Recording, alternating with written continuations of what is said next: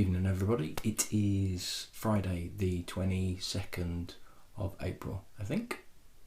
Something like that anyway. But it's a Friday, which is fantastic because it's been a rubbish week and I'm very, very pleased it's the weekend.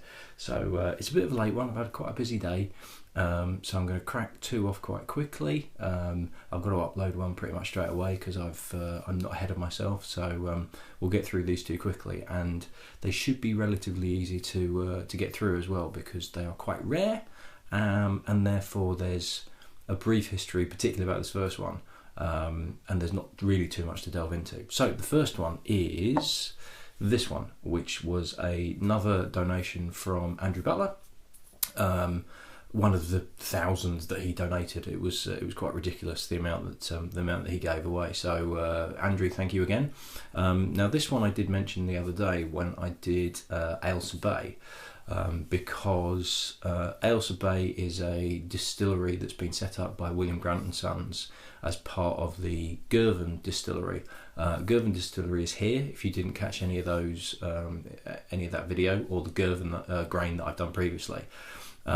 Now, Ladyburn was similar to Ailsa Bay in that it was set up by William Grant and Sons as a single malt distillery as part of the Girvan estate, for want of a better word. Now, Girvan was built in 1963 by Grants in order to produce stock for their blended whiskies. And Ladyburn itself was actually set up as part of that distillery. It kind of was in a corner of the distillery itself in 1966. And it's essentially to kind of ease the demand on particularly Glenfiddich, which they were looking at moving into the market as a single malt on its own. Blends were where it's at, and Glenfiddich was one of the first single malt whiskies to really push itself as a single malt rather than a blend itself. So Ladyburn was set up kind of to ease the demand on Glenfiddich that was required. Unfortunately, it never really paid off. I don't really know the reason why they closed it down, but it actually closed in 1975, so it didn't even last a decade. And it is, if not it's the shortest lived, one of the shortest lived Scotch malt whisky distilleries around ever. So Ladyburn is very, very difficult to get hold of. So I am incredibly fortunate to get this. I'm just pouring, not sure if you can see, I'm just pouring this because I really don't want to spill any. I'm incredibly fortunate to get this because it's extremely hard to get hold of. Sugar, that wasn't so good. And if you can probably guess with the toys behind me, I'm actually in my kids' playroom, so me spilling whiskey on the floor like I've just done probably isn't such a good idea. Oops. So yeah, Ladyburn, very hard to get hold of. This particular one is a bottling, it's sort of an official bottling that was a 1973 distillation. It's a 27-year-old. Now, this is what the bottle looks like, full size. Master of Malt are selling this, and they're selling it at £479 a bottle. So that is about 50 quid, 30, 40 quid's worth. So Andrew, this is ridiculously generous. So the chance to actually try this is something beyond belief. So yes, that's basically the story behind Ladyburn. 9 years it lasted. Really hard to get hold of, really difficult to find. It's also released in some parts by independent bottlers called Ayrshire, because Ayrshire is the region where it's from. And I'm just conscious about this whiskey on the floor. My kids don't suck the carpet, so we should be alright. But yeah, it's also released by independent bottlers as Ayrshire. So if you find an Ayrshire, it's probably going to be really expensive, but that's what that distillery is.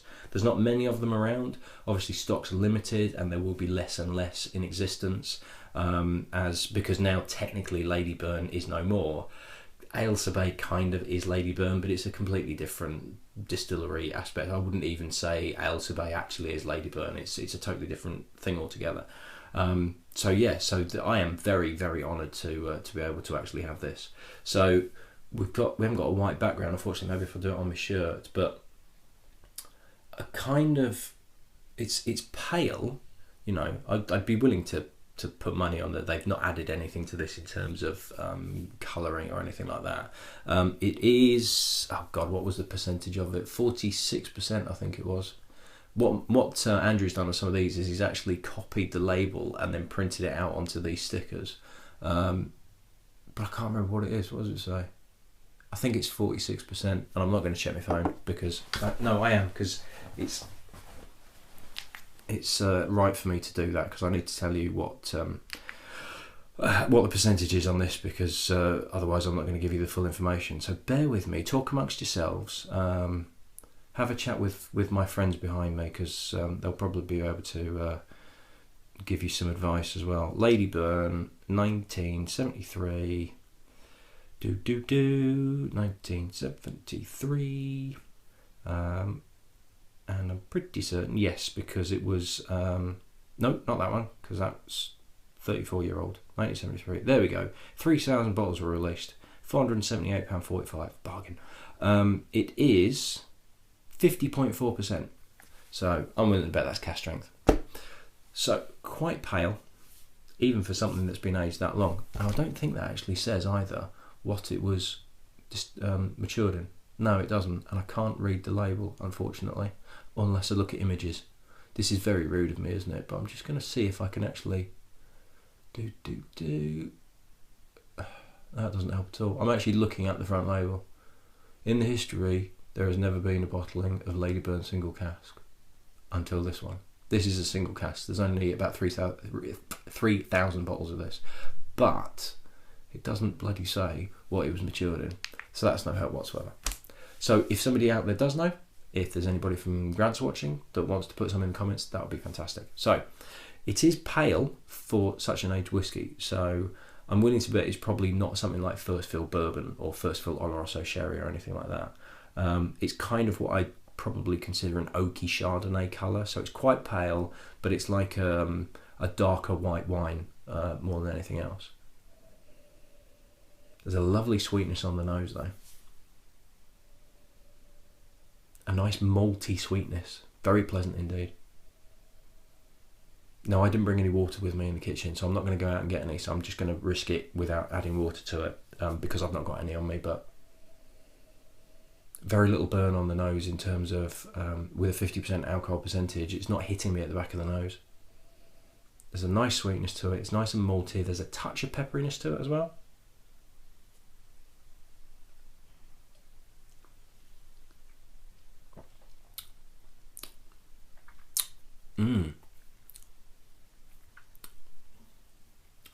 There is some pepperiness to it, but it's not a Talisker pepperiness in terms of like really smacking you in the chops. But it's still quite it's gentle, but it's not white pepper, it's black pepper. And again, this sweet, malty, Ovaltine-y, it's almost like a cup of Ovaltine with some spoonfuls of sugar added in as well. Slightly chocolatey. I quite like Ovaltine do like a chocolate drink version, so it's kind of chocolatey maltiness, and I really like it before bed.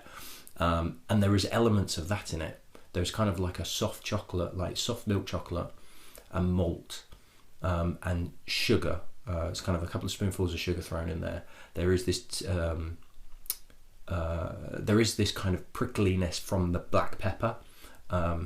Alcoholic burn is there, nothing over the top, and it actually balances it out really well. To be perfectly honest, I don't think it would need water anyway.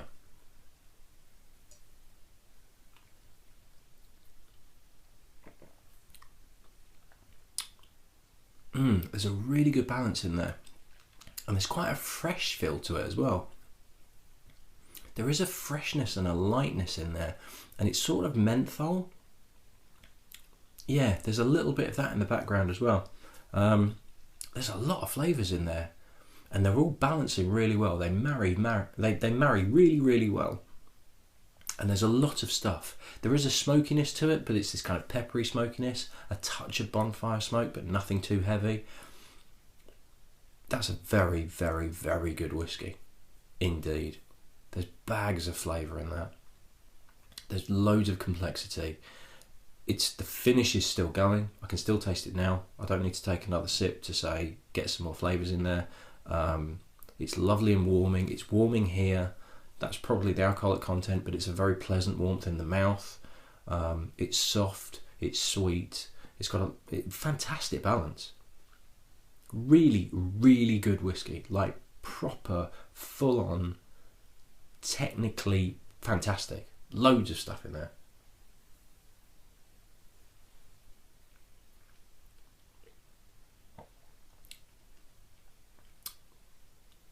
That is one to savour. There's loads of stuff going on in there. It's almost like it's a representation of every single region in Scotland, because there is a bit of smokiness in there, and bits of pepper, and a touch of iodine. Not a lot, but a touch, and then it disappears, and then malt comes through, and then that goes off, and then sugary sweetness comes through, and then you get a little bit of heat from the alcohol percentage itself, and then that disappears. Everything kind of comes up, says hello, goes back down again, and then somebody else comes in, says hello, goes away again. But it's not a dissonance. It's not like separate parts. One leads into another that leads into another. It's phenomenal. Unbelievable, this whiskey. It really is just incredible.